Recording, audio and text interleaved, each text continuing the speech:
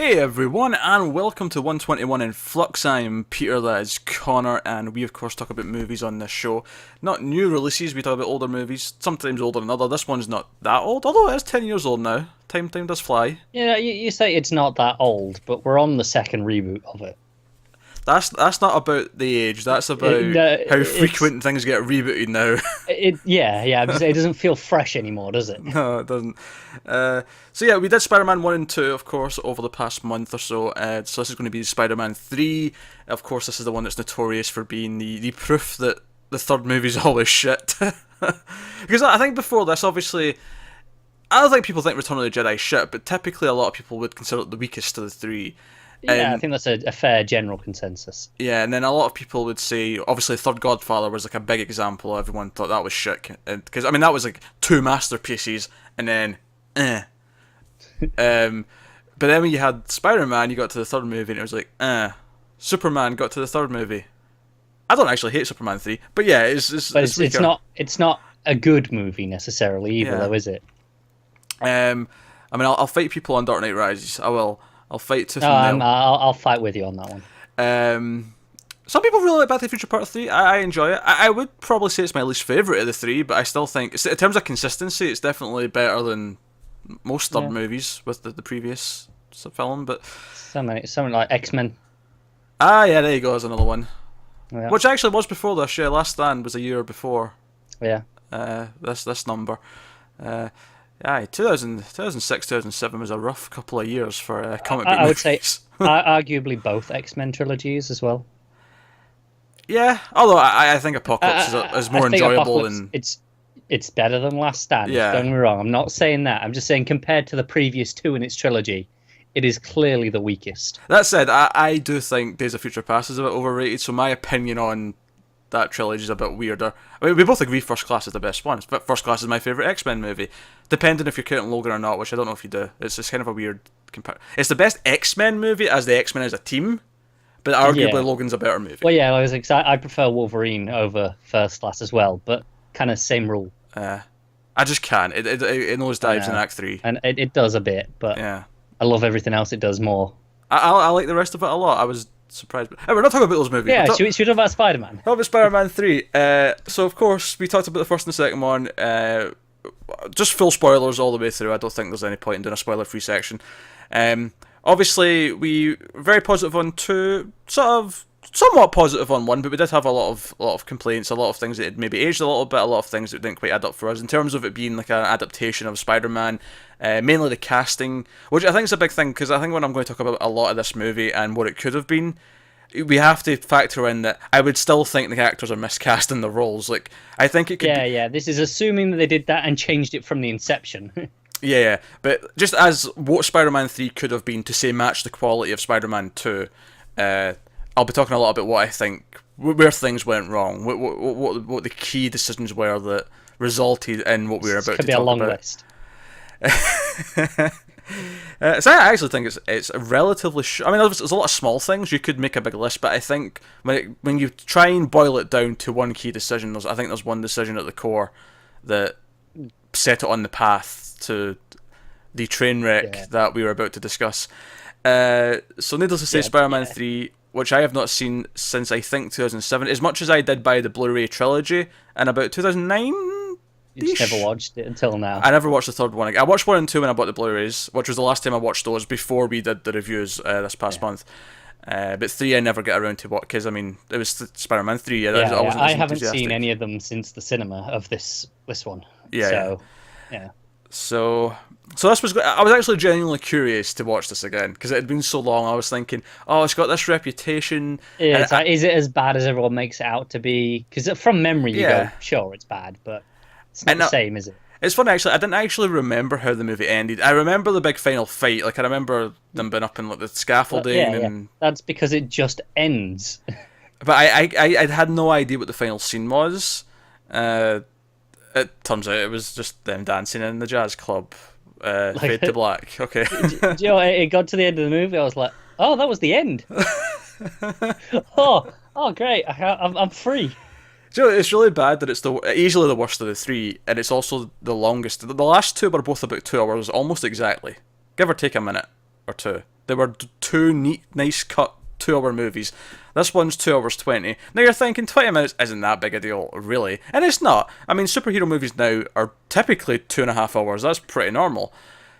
Yeah, but... and it's almost a weird complaint because I feel like if it had longer, it might have been better.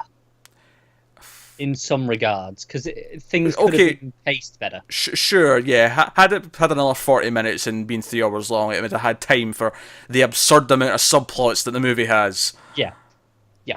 I mean, you should just cut those. Just, get rid of that shit. I want to get to the main thing, right? I want to talk about the main problem with this movie. Now, we can talk about stupid dancing, we can talk about emo things, and we can talk about all these other... We'll get to it.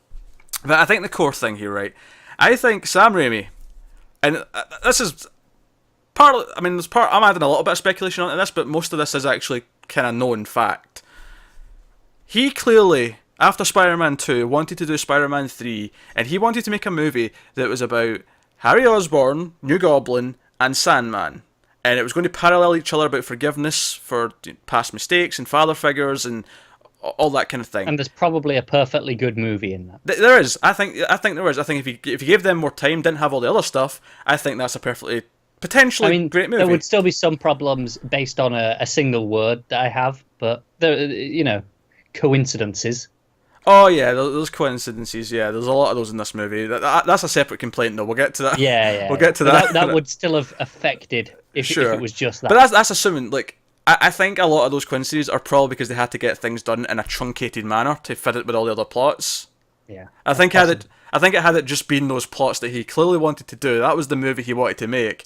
I don't think we would have seen as many coincidences because it would have actually been built up and it would have had the time to work out properly. But that's clearly the movie he wanted to make, and you can tell they kind of mirror each other. The whole idea that obviously Sandman turns out to be the real killer of Spider-Man's uncle, which honestly, as much as I think this would have made a better movie had they focused on these plots, that one particular thing feels like such a cheap retcon. It just feels kind of... It does. It's again, it's another just... it's a big coincidence because it kind of negates the whole thing in the first movie. Oh, it was his fault because he let the guy go. Yep. Well, no, it wasn't. And that I just hate that. Yeah. It's the worst type of retcon. It really is. It devalues a big motivation for his character in a weird way. Yeah. But other than that, it could have made a pretty good movie. Because Sandman, honestly, a couple of my favourite moments in the movie are actually from Sandman. My favourite scene in the movie is when he wakes up as Sandman. Yeah. And the sad music's playing, and he goes to grab the locket, and he can't quite, and he's learning how to actually sort of form himself. I think that's a great scene. I think on its own as a scene, it is. It's that scene in particular is marred a little bit by just the coincidence of him becoming Sandman. Oh yeah, that's already another coincidence. Yeah, he just runs into this place, and then oh no, he's in the middle of a science experiment, and the scientists are like, "Oh, there's some weird reading here. Oh, it's probably just a bird that'll fly off." Yeah, great scientists you guys are. They belong on Prometheus. Anyway, but no, I think that's a genuinely good scene. I think it's beautiful. I think it's probably the best part of the music. The soundtrack is that sad little theme that plays for him and his daughter. Yeah, I like the music in this one. I dislike the themes because obviously there's still Elfman's themes that he set up. Oh yeah. I think is stupid, but I think other people know how to use them better than him and let him breathe. Yeah, but I generally like that little sad bit of music that played for him and his daughter. And again, Sandman, along with New Goblin, both fit thematically with the other villains we've had so far. They've all been kind of tragic people who were good ones, or something to that extent. They all had and that's the whole thing here is that Sandman's not really that bad a guy. He's got a sick daughter who's trying to provide for. There's potential there, and you can see that he was trying to work that in with the same sort of themes that he'd been playing with in the last couple of movies. And to be fair, the whole trilogy was building to, Green Goblin stuff. Oh, obviously, yeah, because they set it up in the end of the last movie, and then in this movie we hit the ground running. But again, neither the Sandman or the Goblin plots get enough time to actually be done well. Exactly. They're truncated, and there's obviously other problems. We'll talk about them specifically when we get to it. So what was the decision then? What was the problem? Because it's not necessarily so much that I don't think there could be a good Venom movie. I think if you do a Venom movie... a Spider-Man, not a Venom standalone, like the Tom Hardy one they're making at Sony. I don't mean that, but I'm still not sure why. Yeah. Like, had they said, no, we'll do Spider-Man 4 with Venom as the villain, I think that could also be good. There's nothing. I think Venom can be a fun, scary, villainous character. Of course, there's no reason he can't be. Yeah. The problem is Sam Raimi wanted to make his movie, and then the studio said, nope, we want Venom. Put Venom in it.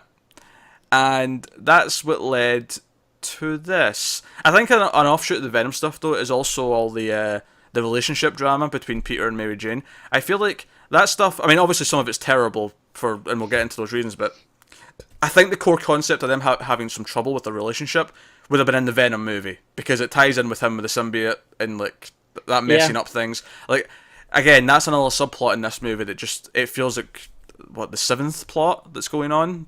I don't get why. Can't they be happy for one movie?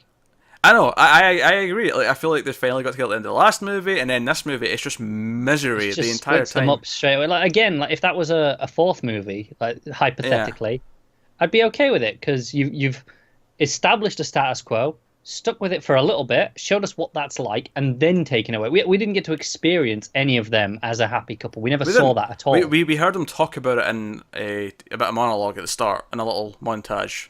And here's sort of the first big warning, actually, that this movie's in trouble, is when this plot's first brought up. Now, it's fine once it gets going, and I say it's fine, it's fine in the extent that they show what's happening, but the first time it's brought up, Mary Jane comes to his apartment, and she's upset because she got a bad review in her. She did an opera or a musical or whatever on stage. She was in a play. Yeah, Broadway, yeah. And, which, by the way, all the talk of her being excited about her Broadway performance I thought was a bit weird, because she was in, like, something last movie as well, because they were going to see it. Yeah, but Broadway's bigger. Well, sure, but it's just... No, I get it. Like, before, she was just off one of the side streets, it's not a big deal. It's big for a first thing. No, I get that it's bigger, but in this movie, when she gets fired from this Broadway show, she immediately has to go and be a waitress again, and it was just kind of weird, because in the last movie, it didn't feel like she had to do that. It felt like she was doing other roles, and she had an ongoing acting career. She was on a billboard. Yeah, I guess the reviews were that damning. it just didn't add up for me. It didn't feel like it followed on from where she was in the last movie. That's true. But anyway, so she comes over and she's upset, and Peter says something along the lines of, "Oh, I totally get it. Like, Spider-Man has his critics," and she immediately goes, "Oh, just for once, can we not? This is about me, not about you." And later on in the movie, you get why she feels that way, because we see him being a bit more self-centered and all that. But at that point in the movie, when she has that complaint, we'd seen none of that yet. Yeah, it didn't make... Because at that point, he was just going... Like, he can't just go, I understand how you feel. Because you say that, and then they go, no, you don't. Shut up. Yeah, he was making a fairly valid comparison to critics. Yeah, he was saying, hey, in my job, I deal with it. I don't let it get to me. You can't let it get to you. No. That was it. Now, if we'd had a scene already where he'd, like, compared... Like, he'd like, maybe brought up being Spider-Man, like, 3 or 4 times... And then that line happened, I would have got it, and it'd have made sense. But here, just kind of felt like, oh no, here's the forced relationship drama. She's pissed at him because he always brings up Spider-Man. I get it where, when they go out for dinner for the engagement bit. Like, when he brings it up there, yeah, he's being a dick. Oh yeah, because she gets fired and he doesn't find out until way later in the movie. And the idea is that he's so self-absorbed that he's not giving her a chance. Now, at first she does hold it back. Yes, because it's his day. Spider-Man's getting the key to the site. It's a big celebration for him and all that. And she's being a genuinely nice person. I don't want to bring him down for my shit. Yeah, we'll deal with it later. But then at the dinner, he just won't let her speak. And it's when she says, "You have no idea how I'm feeling," and she doesn't say it in a bad way. She's just saying, "Oh, you really have no idea what my day's like right now, like how I'm feeling." And then he immediately jumps in and goes, "Oh, I absolutely do," and he just starts talking for ages, and it's like, no, let her speak, damn it. So yeah, once it gets going, you see what they're doing, but the way it starts, it's like, you didn't set that up. So because at that first moment when she says that, I was like, well, she's been a bit bitchy. Yeah, you kind of excuse it, because it's like, all right, she's had a tough day. Yeah. And she's not used to these bad reviews, so I get why she's a bit on edge, but it seems a bit harsh. Yeah, but it turns out, no, this is an ongoing plot where he has been self-absorbed, and okay, that's fine, but you didn't set it up before you just had her bring it up. Yeah. And so, I mean, I guess she's a little bit better in this movie than she was in the last two. It was just her character in the sense that she actually... I don't know, she has more of a plot to herself, I guess, because she has this whole review thing. She's still the damsel in distress in the third act. Because I still don't understand why everyone wants to be with her. I don't either. Honestly, I think there's a problem with your Spider-Man movie when I legitimately think the sweet girl next door, you know, the landlord's daughter, is like, Yeah. she's way more appealing. Why aren't you? She's clearly got a crush on you, Peter. Just Yeah. ask her out. This is it. I don't. I mean, it's been a problem since the first movie, and the second one, and this one to an extent, we're supposed to just buy that. No, this is it. This is how it is. But I can't. I can't because they've never given me a reason to like it. Actually, I've got one other scene that I really like in this movie, and it's actually the landlord scene. It's when he's got the symbiote, right? Peter's got the symbiote, and he's acting like a dickhead to everyone, and he says something to the landlord, "Oh, I'll pay your rent when you fix my damn door." And he goes in, and the daughter comes and says, "Oh, that wasn't very, very nice." And the landlord, who's always like really, you know, he's always been a character who's like, "Oh, where's my rent? Where's my money? Oh, you're a no good," right? I actually really like that he goes, "Oh, he must be sick or something because he's such a nice guy." It's like the whole facade of the angry landlord went away, and it's like, no, he actually likes Peter, and I thought that was a sweet little moment. I was I'll give you that. It's also the idea that I think Peter does typically, after the troubles he had last movie, he does actually pay his rent for the most part on time. Yeah. There's no sense in this movie that he's not rich, but he doesn't seem to be as in the shithole as he was. No, he's got a stable gig, and he's pushing for more, but he's stable enough certainly. Yeah. I mean, for his shitty little studio apartment. Oh, for that, definitely, yeah. But no, like, so... Yeah, so it says something when I watch a Spider-Man movie, and my favourite characters are the landlord and his daughter. Yeah, that's really... And I'm not saying they need a big resolution, but I feel like, because this happened in Spider-Man 2, which is a much better movie, but we talked about how in that review, how she came and she made them cookies, and that was the last scene we had with them, and it felt like there was no... it was missing. Yeah, it was like there was no moment towards the end where they have a little moment or something kind of thing. It was just... It does it here as well, doesn't it? It just kind of fizzles out. Like, it presents the ideas and then does nothing with them. I can't remember what the last scene with them was. I think it's when he's been because he's on the symbiote again, because he takes it off for a while and then he has it back on, and he's basically like forcing her to go make more cookies for him. Yeah, and he's being like a complete asshole, and we never see like a moment later where maybe where he apologizes, or at least he's nicer so she realizes that he's back to being himself, so it's sort of closed it off. It just that's it for like I say, as long as this movie is, it's missing key moments like that.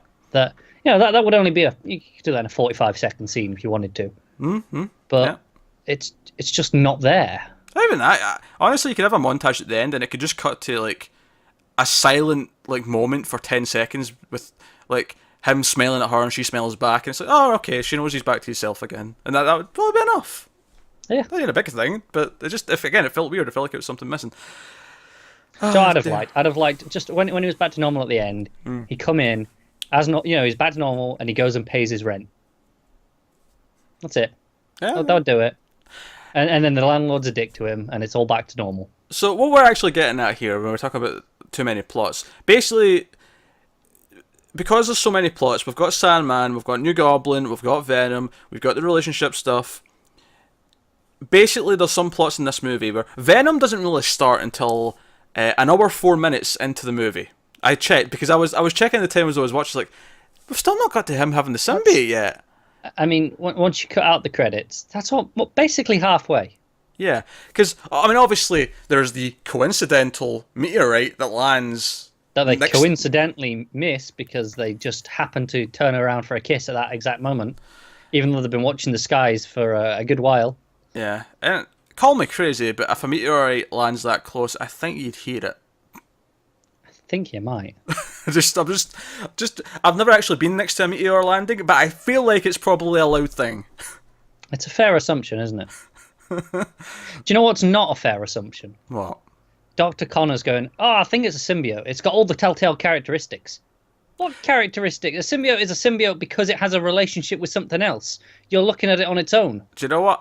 I'll accept that, because at least he's smart enough to then say, Peter, don't touch it. that is fair. Not that you need to be a scientist to maybe think I shouldn't touch this thing that may or may not be alien. Yeah, this black goo that's moving on its own. Yeah, I probably shouldn't be touching that. But yeah, that's the start to number 4 in the movie. The Sandman plot, there's a moment in that movie where it goes away for about 35-40 minutes. And then just comes back out of nowhere. And then it just comes back randomly. He just wakes up again. Essentially, it feels like it's dealt with. For all intents and purposes, it's not, because there's still got to be resolution. But Yeah. the movie pretends it's dealt with for far too long. And here's something I noticed. The entire movie feels like Act 1 until it just decides, oh, it's the start of Act 3. Yeah. It never progresses the way a movie should, where you feel like you're in the middle of the journey. You never feel like that. It feels like it's still setting stuff up for like 90 plus minutes, and then all of a sudden Venom's here, he exists, and he's like, hey Sandman, who I've coincidentally met in an alleyway.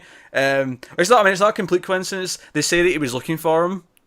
But they don't really say why. Yeah, they say Sandman was looking for Spider-Man, and because Venom's swinging around, which, by the way, that was the other thing. You never actually see Venom swing around at all. You see him do it in shadow when he lands in that scene, but there's never, like, any actual... You've got a villain who can swing around like Spider-Man, and you don't do anything with it. My question, it's a serious question. Why can he swing? Because obviously, when he's Spider-Man, he swings still as Spider-Man. It's his own black... Right, goo. Okay. Does he just decide, oh, I like doing that with him. Let's do it with this new guy. Yeah, I think maybe the idea is because in the comics as well, I think he's always connected with Spider-Man first. So he learned from him. Yeah. All right, I'll buy it. Yeah. But he doesn't do anything else Spider-Man-y in this, does he? Well, he makes a lot of webs as well. Well, yeah, I suppose. Again, with his own gooey stuff. But, like... Whatever, but you have this villain who can do all this stuff, and you see him do nothing with it. We introduce him. He has one scene, and then it's the final fight. It's the final thing. He's so shoehorned into the end of the movie. It's really, it's actually became a kind of a term. If you venom a villain, it means you've shoehorned him into the third act. Yeah. There was worries before Dark Knight came out that Two-Face was going to be venomed into the third act, and it was a lot more natural in that movie. Like, yeah, it was late on, but it was very much a part of another plot. They all kind of fed into. Well, that's it, isn't it? Because in that movie, that was set up early on. The progression was there, the fall, and it was caused by another villain. It was caused by their plot. Exactly. Yeah. Here we had one scene, or maybe two scenes before he was Venom at all. And then, just by coincidence, Eddie Brock is in this church, this big chapel, which just happens to be the same place where Spider-Man's taking the symbiote off. He's going to church and gone, hey God, help me kill Peter Parker. No, he says he wants Peter Parker to die. What is he doing? This is not what church is for. Hey God, can you please kill all my enemies? Thanks. Okay, bye. Smite them, dear Lord.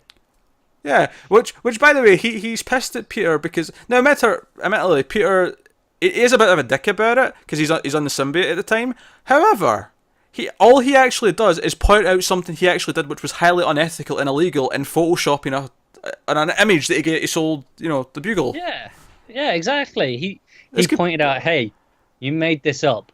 I'm not letting you, because I think even without the symbiote, you go, hey, you basically stole my job by doing something that affects me personally in both lives by cheating. And I'm not going to stand for that. Even before you get into like him cheating, it's just the idea that he comes in and accepts like $50 when Peter's been getting a going rate of 200. He's basically just undercutting him to kiss. Yeah, what a chump. Jonason's ass. So I don't know. It's the whole thing. But yeah, see again, that was one of the coincidences that really bothered me though. The fact that he just happens to be in that building. Why is he there? Like, what are the odds? And he starts begging for someone to be killed. And it's like, you're just having him say that to try and justify the fact that he's in this building. That is the only reason for that. Which again, as another character who gets almost no screen time. Think about how many times you actually see him before he becomes Venom. Right, I think I can count it. So you have the one at the building, the crane incident. Yeah. That's the first time you see him in the movies, the crane incident, which is a good chunk in as well. Yeah, then you have it at the key to the city bit. Key to the city. Then you have him at the Bugle. You have him at the Bugle, undercut him, and then you have him at the Bugle when he's done the fake photo. You also have him before that when he meets Spider-Man and Spider-Man crashes the camera. Oh yeah, you're right. Or smashes the camera, I should say, don't crash. Right, so that's 5 very short bits. And then next time he's in church. Yeah. That's it. That's all you get. That is it. And all he is this whiny guy who he has no character really. He's just a little dickhead, and that's his whole thing. He hates Peter for being better than him. Well, I mean, Yes. he says Peter's not even better because he's like, my photos are better, and maybe fact, they are. That's a technical thing. Speaking of characters who have no resolution, Gwen Stacy, who the last time we see her is when Peter's on the symbiote and he takes her to the jazz club where Mary Jane is now working to make her jealous. That's the whole ridiculous dance scene where he's like sliding on tables and he's doing all these stupid dance.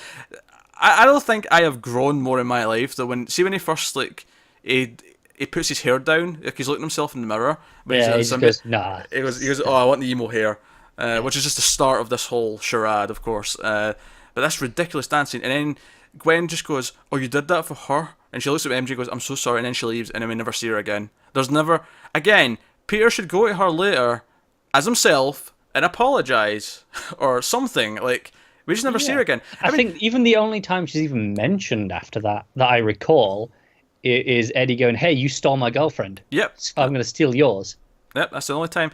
And just think about this. Gwen Stacy, who's such a big character in the comics, and her father, who's also a big character, who's in this movie reduced to this like minor bit part, who just speaks to... And which, by the way, even the reveal that Sandman killed his uncle, that killed Ben, even that's like given away in a really weird scene. Like, before they find out, there's just a scene at the police station where he mentions, oh, the Ben Parker case, he's on the run. Yeah, why did we learn that way? Why do we not learn with Peter and May? Like, that seems like the obvious moment. We learn with them and hit the emotion hit, because I mean, it still kind of feels cheap that they've done it, but yeah, but in terms of an emotional beat, especially since there's no reason why we had to know before that scene.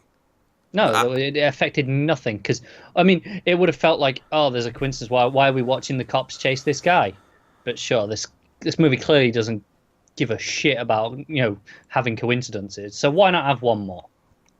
It's full of them. It's absolutely full of them. It's top to bottom. Here's something that it really bugged me, actually.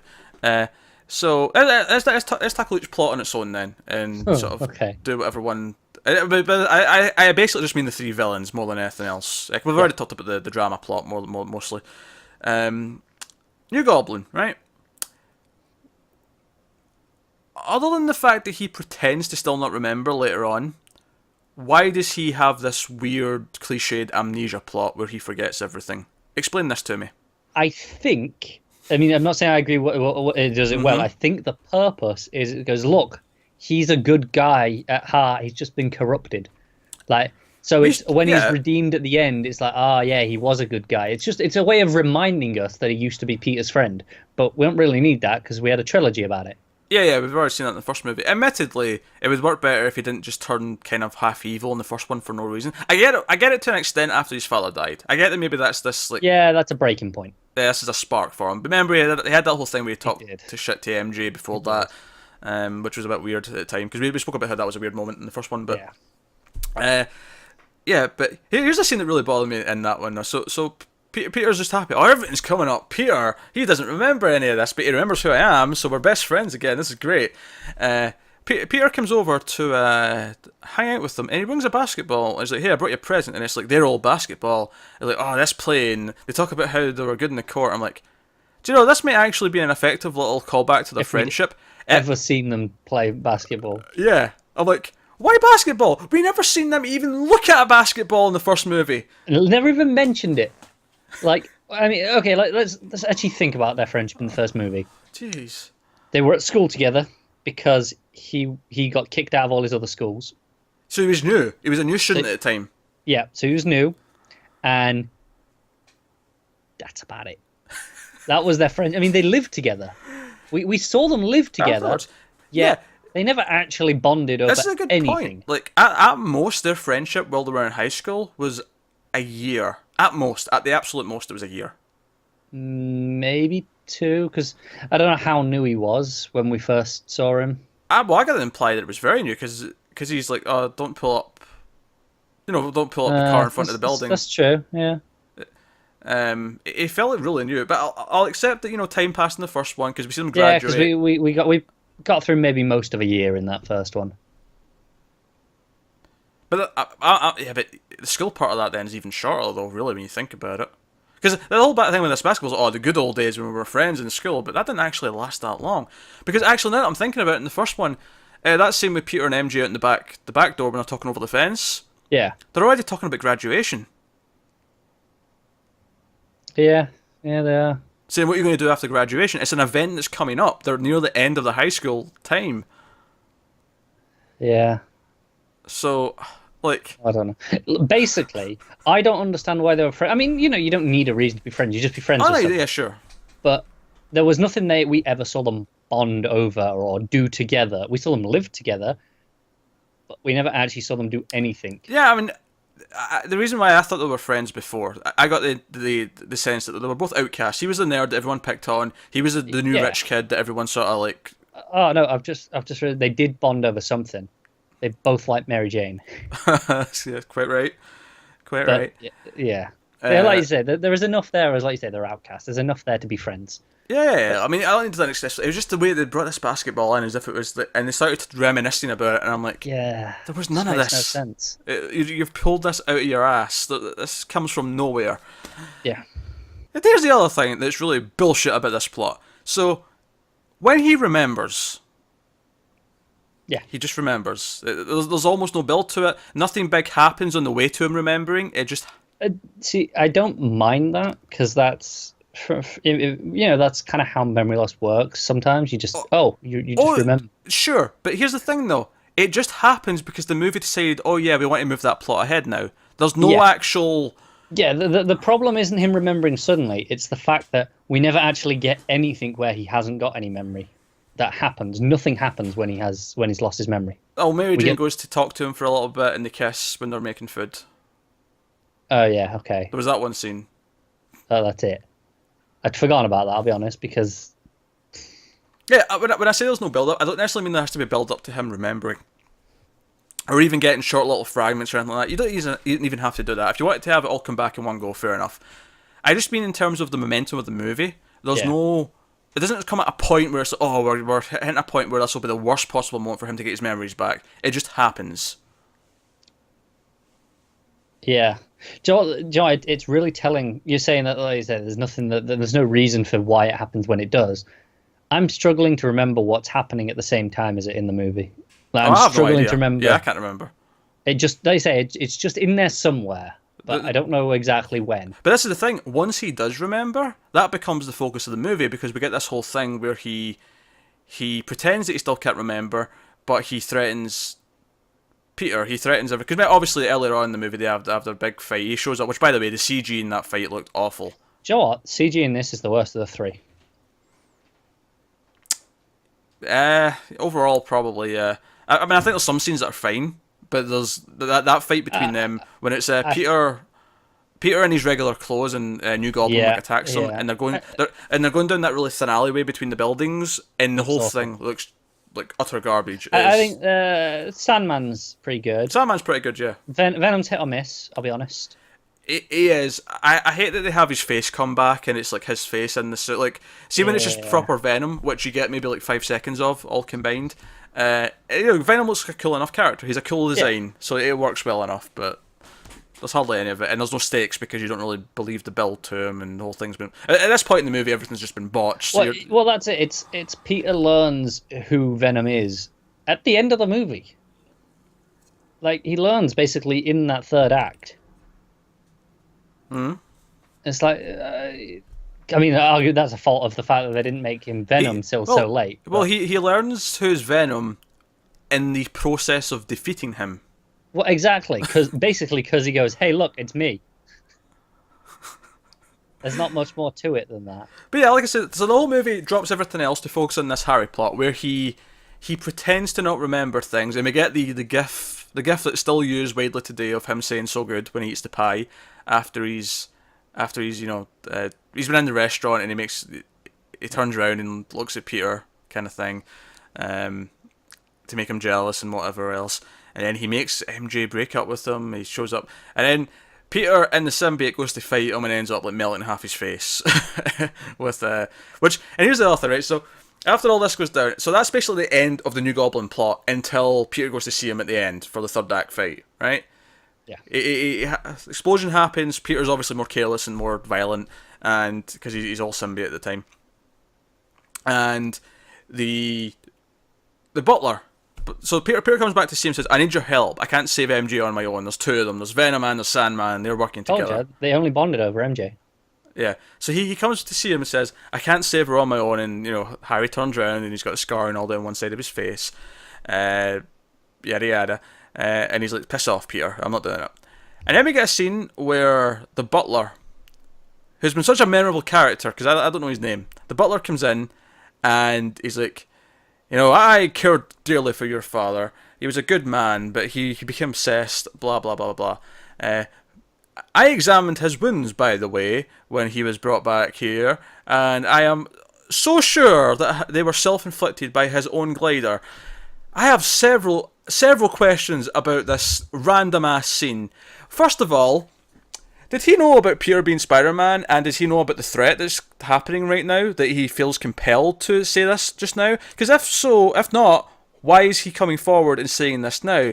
Why did he not tell him immediately after his father died, by the way, maybe don't have this whole feud with Spider-Man because your dad killed himself?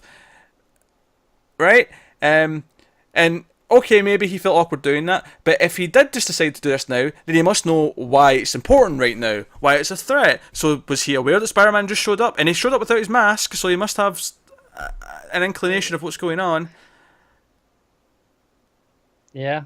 But yeah, why wait till now? Why? Also, how did he know it was wounds from the glider? I mean, I'm sure maybe they're very specific cuts, but why would he know that? It's not like he'd seen and examined these for comparison. Maybe. I mean, yeah, that's the other thing. Does he have a medical history? Was he like... This Butler is actually just Alfred, isn't it? But what's the thing? It's like, up until this movie, I remember seeing him in the last movies, but he was a nothing character. He was in the background. He said, yes, sir, a couple of times. I think he said one thing about, his father was only obsessed with the one thing at once. Yeah, he had... that one moment. He was only obsessed with his work life, not his private. But he comes into this scene like he's important, and I just... It's just Deus Ex Machina out of nowhere. Here's a character who can just tell him that his entire reason for his feud. When, honestly, it would actually be more of a character arc if Harry made the choice, even though he still might think Peter's responsible. If he made that choice with that still caveat, because the whole thing at the end of the movie is that Peter forgives Sandman once he hears why it came to pass, that forgiveness is an important part of being a hero, and that you should forgive. That would actually tie in better with the movie's themes that it's going for if he made the choice to go and help him, even though it might still have been him that killed his father. And this is why, even if we hadn't got without the movie without Venom, I still don't know how much of this would have been great, because things like this are treated with just these. But here's the thing, though. That's the thing. Would they have been treated differently? I think they would have. I think the reason why it's just this scene out of nowhere is because they had no time to do it. They didn't have time to have it might well be.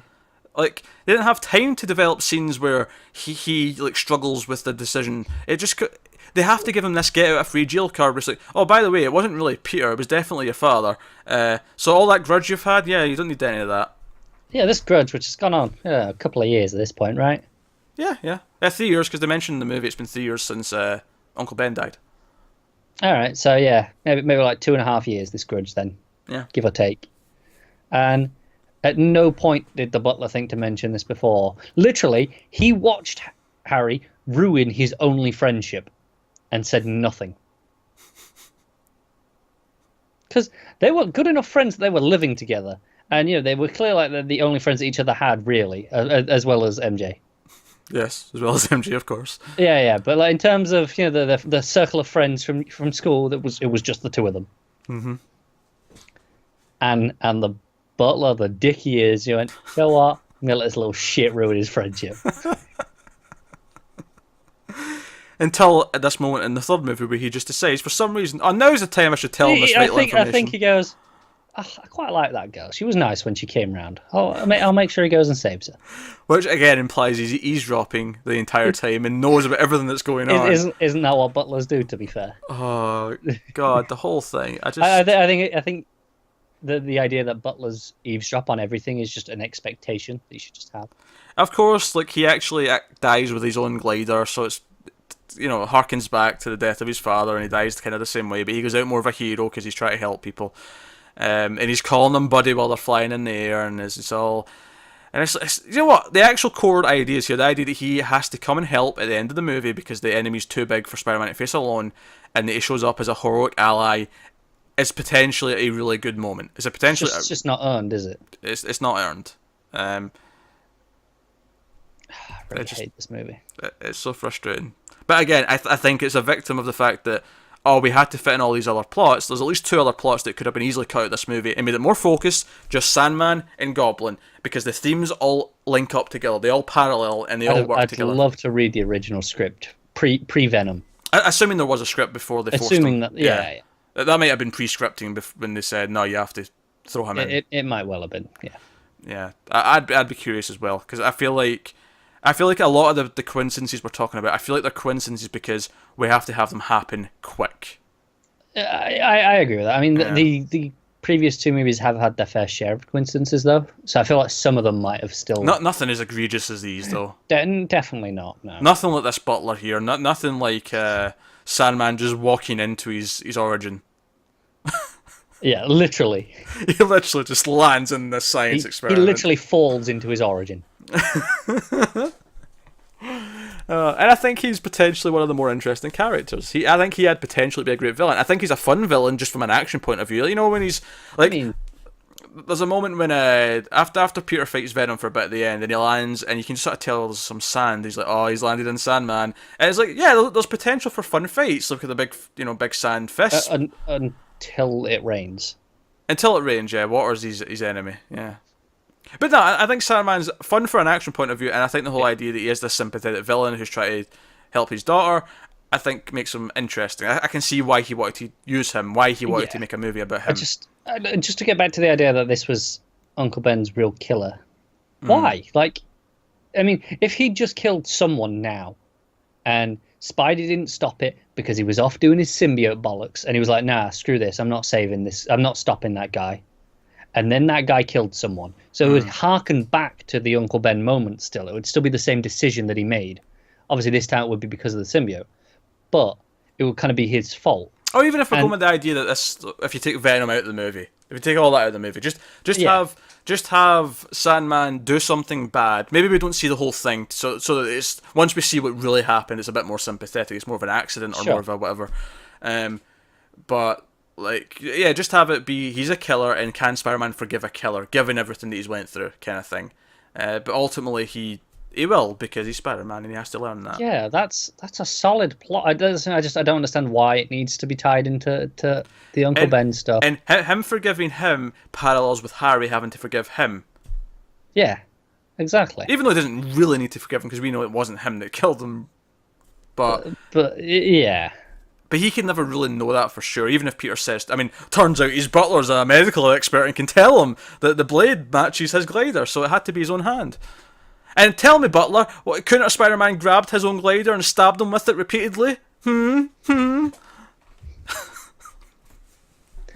know what? I think the goblins should just magnetize the hoverboard to themselves. Magnetize it to their feet. Then there's none of this nonsense of, hang on, maybe this can go through my stomach. Yeah. So, Venom. Let's talk about Venom. I suppose we should. Like, we've already kind of talked about... I think everything about Sandman that I wanted to say has been said. Yeah. Honestly. He kind of wrapped into the Goblin plot, for the most part. Well, that's because they all just come together again at the end. And it's like, oh, okay, we're back on this plot. Because I mean, his first action scene's okay. You know, he's stealing money from the armoured car, and Spider-Man's on the door, sliding around. Yeah, it's okay. Again, I've really got a problem with Peter taking off his mask so much. He finishes the fight, and he goes straight up to the roof and takes off his mask. It's like, again, really? I know, he does it a lot, but whatever. But it's like, do they not have CCTV cameras around here? But Venom. So, meteorite just happens to land very near Peter, and the goo's like in his apartment for like a week or something. It's there a while, yeah. I don't know how long time passes from then to when it finally attacks him, but it attaches himself to him, and he has a little flight of fancy with it. Doesn't do too much. He's into his black outfit though, and all the rest of it. But he takes it off, and then things get bad again. So he puts it back on. He has his moment where he chooses to put it on, which I mean, I like at least that. Like, again, if this was a Venom movie on its own, the idea that he chooses to put it back on will make him sufficiently guilty for anything he does when he has it on because he made the choice. So that gives him the conflict. Like, so that's a good idea. But again, it turns into him with his hair down, dancing around the street. Oh, that stupid street clicking montage. Oh yeah, and he goes into the store, gets new clothes, and comes back out dancing. The whole thing is diabolical. I mean, I know it's infamous anyway, but I'd forgotten just how awful it was in the sense of when you watch it in the movie. Do you know what? This is the other thing. I said it was on hour 4 when the symbiote finally latched itself onto Peter. This dancing scene was about 95 minutes into the movie. I couldn't believe how... I remember this being like halfway. It's right about when we should be wrapping up Act 2. Yeah, if there was an Act 2. Yeah, if there was an Act 2. But no, it's super late in the movie. Oh God. And of course, during this where he gets, Brock in trouble and all the rest of it, and he eventually goes to the jazz club with Gwen and does the whole shitty thing. He ends up pushing MJ down, which is kind of the final thing that makes him want to get rid of it, because we end up getting the shot they use for the poster, which is sort of like in the rain in the black suit, kind of on top of the truck, and then he realizes the noise, the bell ringing is what makes it go off, because he ends up using sound later on to get it off Brock as well, and defeat it. But so that's kind of very irresponsible of him, though, isn't it? He gets it off him. He's like, right, not my problem anymore. Yeah, he doesn't go and try and contain it. Because he's got no excuse now, because he's back to normal. He should be thinking, as a hero, going, right, I screwed up, I've got to contain this. Yeah, that's what he should be thinking. Instead, it goes to Eddie, who just happens to be there. That's when he becomes Venom. He has one scene with Sandman, and then it's the third act. It's him. He kidnaps MJ, and it's big fight in the tower. The tower's not built yet. It's all scaffolding and whatnot. But we're high up. There's taxi cabs. There's all sorts of things. And for some reason, throughout this entire third act fight, there's a very annoying British news reporter who is just giving useless, redundant comments on everything that happens, and I don't know why. Yeah, it's the sort of thing that you'd expect to hear if they were being really coy with CG, not showing things. And they'd be going, oh, this is how you're learning what's going on. You're learning with the public. You see it, and then it cuts to her, she's like, oh, you wouldn't believe what's happening here. Spider-Man might not be able to win this. And I'm like, thanks for that. Would I not believe it? I mean, I just watched it. Probably had a better view than you, love. But yeah, it'd be one thing if they couldn't show us it, so they were using this as a get-around. But no, we just seen it, or she'll say something, and then we'll see it. It's like, we're seeing it. We don't have to need you. It actually reminds me of old comic books where they over-narrated everything, and they kept describing what was happening in each panel. Yeah, and it was a case of, they weren't sure of the storytelling abilities of the art because of the printing capabilities and stuff. So they were just being safe. So I kind of excuse it in that, because there's a logistical reason for it. It's something that's died out as comics have gotten newer, because the art's gotten more advanced, printing's gotten better. Like, art's become a much better art form. There was a genuine reason for it at the time. Yeah. But here, like I said, the only way that you can get around it is if the CG budget was not there and they were having to hide it in the shadows, and that's how we were learning what was going on. Oh, which, by the way, can I just mention, as Spider-Man comes swinging in to save the day, the run past the American flag moment.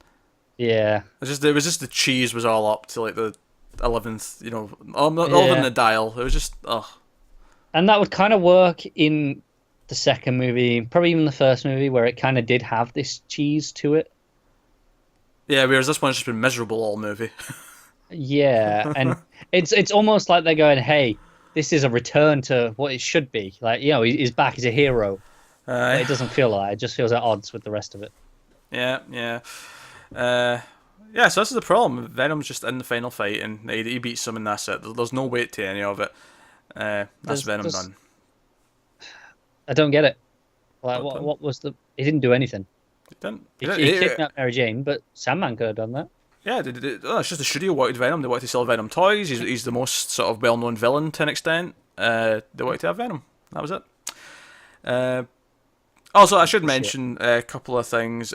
Bruce Campbell, of course, is fantastic as always in his cameo. Yep. In this case, he's the French guy he's the French sort of. I love how you're he's so clearly not French on the accent, but he's like, I am French. He puts it on, but he actually does drop it intentionally a couple of times to like agree. Like it's not like he's really trying to trick him. It's just that no, we're in a French accent. I'm going to a fresh restaurant. I'm going to use a French accent. Yeah, but it's when he tries to convince him that he is French that he goes, "I am French. Believe me." No, he's great. Of course, that whole scene, the attempted proposal where we talked about how he keeps ignoring what she's saying and he doesn't even know anything, and then Gwen comes in, and this is like a big stab in the stomach because Gwen's the one who kissed him at the Key to the City event because he's upside down, and it's another bit of a dick move on his part. It really was, and I get it. Like I can almost see it being innocent in a sense, right? Where he maybe thinks she's just going to kiss me on the mask, so it's not. He pulls the mask down. No, it's her that pulls the mask down. Is it? Yeah. But, okay. Right, and I'm thinking that's not that big a deal. It's just because there's a mask. It's a pet with a mask in front of it, but she pulls the mask down and properly tongues him, and so not. So it would be okay if he didn't know her in general, like. Oh yeah, because if it was genuinely just this is this stranger who is doing this that I don't know as Peter Parker. Because Mary Jane basically let it go. It hurt her at the time. She ran away from the parade, but she came to the dinner. She was happy to sort of go through with things. She got that it was this is a Spider-Man bit. It's a big publicity thing that he has to do for the crowd, and she didn't enjoy it, but she understood it. Yeah, but now admittedly, we did hear him say, "Oh, lay one on me, I'll love it." Like he was being cocky, right? That's a big part of this movie that his ego is getting the better of him, right? But she doesn't hear that. Yeah, she didn't hear that. Yeah, true. But yeah, like you say, but it turns out, this is someone that he knows in real life, and not only that, it's someone that he's never mentioned to her. Yeah, because that's not suspicious. Yeah, that's not suspicious at all. Yeah, maybe mention that Bryce Dallas Howard is someone you're seeing on a regular occasion. That's probably just to. Well, that's it. If he tries to play us off, so just someone in my class. It's like, all right, that would be fair enough because class maybe 20, 30 people. You're probably not going to mention everyone. Lab partner. But she's your lab partner. Not only that, when he introduces her, he doesn't say girlfriend. He says, This is Mary Jane. He doesn't say this is my girlfriend, Mary Jane. He just says Mary Jane. Now, to be fair, she does then follow up saying, you're Mary Jane. He's spoken so much about you. That's double edged because on the one hand, that means it's his girlfriend. So I guess maybe he didn't have to say that. However, but then she knows, and you've still got your hand on him. Yeah, you still got your hand on him. But then on top of that, it makes it worse that he's never mentioned her to Mary Jane because he talks enough to her that he's mentioned Mary Jane a lot to the point where she's got this idea of what she's like. Dear, which is intentional. I mean, as much as we're kind of picking this apart, this is an intentional part of the drama. This is intentional. This is one that it's infuriating, but that's infuriating from a character perspective. It's infuriating from Peter. Yeah, it's infuriating to watch him do this, but it's fine as a plot point. I don't mind that. Yeah, it works in terms of what it's accomplishing. The problem, though, is that Peter's meant to be much more likeable in this. The thing with Peter Parker, he's supposed to be someone... Yeah, he does make mistakes and maybe does stupid things, but the things that he's doing here are so absurdly stupid. Like, I should not look at the main character and go, like... No, I would do better. Unlikable prick. Yeah, like I should understand the mistakes. Was like, I could see myself making that mistake, or I could see myself misunderstanding that, or not understanding that I should say this or do that. Here's a genuine question. In this particular movie, is there any point where you think you actually like Peter Parker? If it wasn't Peter Parker, if this was just the protagonist, if you didn't have a connection to him already, would you like him? Because it starts off with him being a dick. Like, we get that, he's all about himself. He's got this ego. Yeah, he's smart. He's smart from the start, yeah. Yeah, and then we have the symbiote bollocks. But then, he's back to normal afterwards, but we don't really see any of that. We don't really see him do anything that makes him normal. We have no reason to like this person, other than the previous two movies. We're going in with an expectation that, we like this guy, but he never does anything remotely likable all movie. That's fair. I can't dispute that. Here's something that I didn't actually realise. I found this out before I watched the third one, but watching the third one, knowing this, I went, holy shit, so it is. Did you know Elizabeth Banks was in this movie? No. She's J. Jonah Jameson's secretary. It's been her all three movies. Jesus Christ, so it is. It's the hair. It's been her the whole time. It was between 2 and 3. I'd seen it mentioned somewhere. I'm like, huh. And then obviously I'm watching the third one and I'm like, it so is her. How did I not notice? Yeah, I'm just thinking back to her now. It's like, of course it's her. God damn it. So weird. Well, yeah. There you go. Okay then. That was Elizabeth Banks this whole time. Obviously, we've not really talked about J. Jonah Jameson yet. He's not got as much to do in this movie. Of course, his scenes are usually gold. Him himself is hilarious. Yeah. The whole thing at the start where she keeps buzzing him to tell him to take his meds, and he's trying to keep his blood pressure she's probably down. one of the most likable characters in the movie. Because she's on Peter's side. He's like, hey, you want to watch out for this Eddie guy. He's a bit, And she's like, hey, he's trying to take your job, get in there. And she's nice to him, like she's legitimately like the landlord's daughter, like someone else that's just nice to him. That's two more female characters in this that are more likable than Mary Jane. The thing is, like, you can't hate Mary Jane that much in this movie because she's the one who's been shat on so much that it's like exactly. You don't really begrudge her so much because she's the victim in most of it, because Peter's been a dick to her. Or then Harry's using her. The problem is that she hasn't been good in the previous two movies to make me go, oh, it's fine. Yeah. I don't know. The movie's a mess. It's just too many plots, and the plots, because there's so many, don't have enough time each to actually have the proper development. And because there's so many plots, it's bouncing around things so much that it feels like it's still setting stuff up until like the 90+ minute mark, maybe even 100 minutes, and then all of a sudden he just gets a phone call. Oh, by the way, I've kidnapped Mary Jane. And then I'm like, and then it cuts to like the building and all the webbing, and she's in the I'm like, oh, I guess it's time for Act 3. Yeah, that's it. It just starts like that. And I messaged Connor. I actually messaged him while I was watching the movie. Oh, I guess it's time for Act 3. Yeah, because that is what happens. It's like I say, it's still setting things up. We'd only just really set up Venom at this point. We'll just set him up. We just set up he'd met Sandman, so it's like, okay, we're setting up a relationship. I get it. I like this. I mean, I don't really like it, but I like what I should like this. Yeah, you can see what the intent's supposed to be. I like that as an Act 1 thing. End of Act 1. All right, we're going to team up. That's a good moment. But then, okay, final fight. That's it. Yep, that's pretty much it. And let's not forget the fact that Eddie Brock's like a nothing character who is just this whiny guy. He's just as unlikable as Peter is. Well, that's it. You're supposed to go, oh, it's the symbiote's fault. I assume that's the point. You're supposed to feel somewhat sympathetic for him. Yeah, but the scene before he gets the symbiote, he asks God to kill Peter Parker. And before that, we've seen him fake a photo so he can screw Peter out of a job. Yeah, up until this point, he's just been a dick. Now, admittedly, I've not read a lot of Eddie Brock stuff in the comics, so I don't know. But I do know that his Venom is meant... Or, no, that's not it, but I'm thinking of Flash. Flash, yeah. Which, by the way, Flash is in this movie. He's at the funeral at the end. Is he? Yeah, I noticed him. I didn't notice him. I didn't realise he'd been in it since the first one. Yeah, so obviously we didn't even mention how he died. Well, we mentioned how he died, but we didn't mention, the sun rising as he dies and gives his little death monologue to Peter. Still not earned, though, is it? That's not. Again, like, the idea's there, it's nice. And like you say, him coming out because, no, I'm going to save Mary Jane, regardless of whatever else has happened.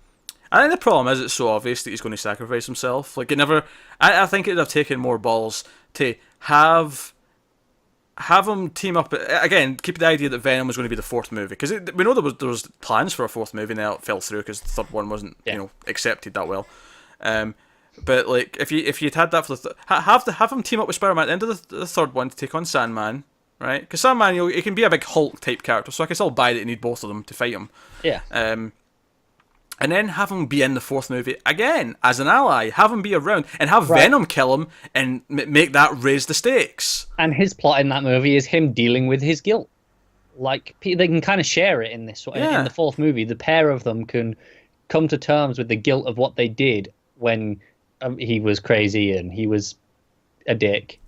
But they can follow that same journey still throughout the fourth movie.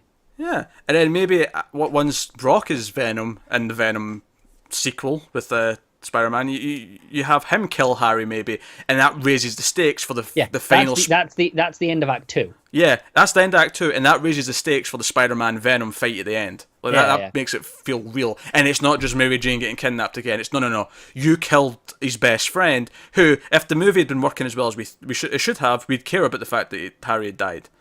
So, potential. There's things there they could have done. Now, admittedly, had they made these 3 and 4 movies with these better ideas and paced them out better, and Sam Raimi's a good enough director that I think he would have done a decent job, it would have still had the same problems we had with 1 and 2, where we think, Tobey Maguire's not that great, Kirsten Dunst is fine but miscast, same with Franco as well to an extent.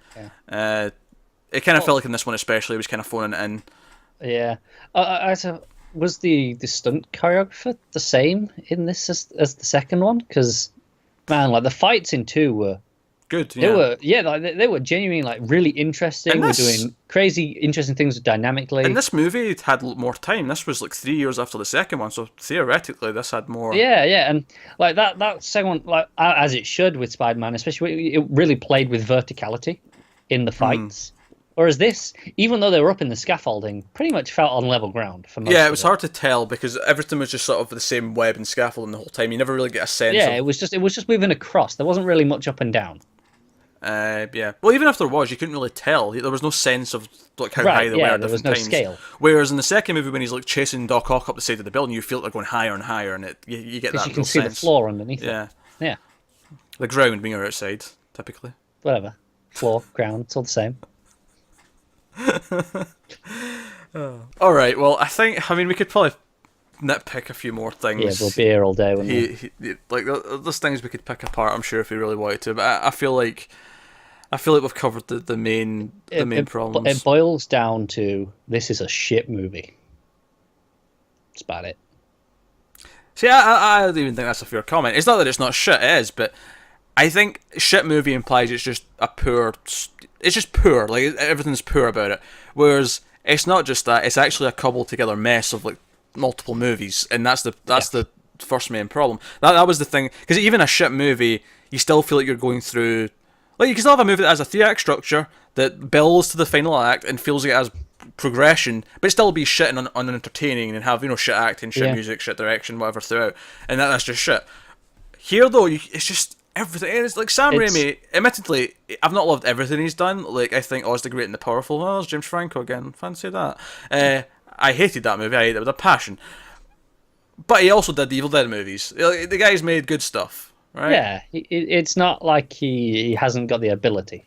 This is just a mess from the script level. Yeah. And I think, honestly, if you've got a mess of a script, your movie's just screwed. It's so hard to salvage at that point because it's broken at its core level.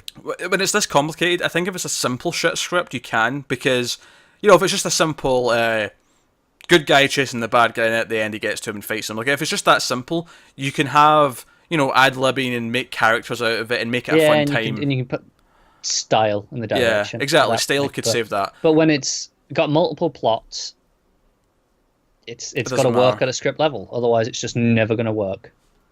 No, it's just a goddamn mess. That was the key thing I was just realising as I was watching it. Having not seen it in 10 years since it came out. Yeah. Is just how many plots there were and just how it dropped them completely. Some of them completely for a while, then came back to them, and then by the time that the second plot had a nice big chunk, you'd forgot. It came back to the other plot, and then it felt like we'd been aged since that. It felt so unbalanced, and it would just. It's a mess. Anyway, let's do some ratings then. So Spider-Man 3 out of 10. What are you giving it? I'm torn between a 2.5 and a 3. Oh, we're going low. Is this the lowest numbers we've had on Flux? I think it is. Oh, easily. Because we typically watch good movies on the show. Well, yeah. Not because it's the reason we do this show is it's movies that we want to watch. But of course, when we're building up for a new film and we're watching the previous movies in the franchise, or maybe the original if we're getting a reboot or a remake, we might be hitting some stinkers in that case. And it's also possible that we pick movies based on things we want to see because they're on our to watch list. We've heard good things, but that doesn't necessarily mean we'll like them in the end. That's also true. But no, this is just a bad movie. Yeah, I'll go with the 3 just because it's Spider-Man 3. I don't know. I think from memory, like before, if you'd asked me what would you rate Spider-Man, I think I give it a 5. Like just from memory, having not really remembered it that well. I'm like, yeah, it's a weak movie but I didn't remember it well enough to really properly critique it. Mm. Now, on the other hand, with it fresh in my head and actually witnessing the mess that it is just at a pure scripting level, add in everything else I don't like about it, add in the fact that I still think the main cast are unsuitable for the parts and everything else.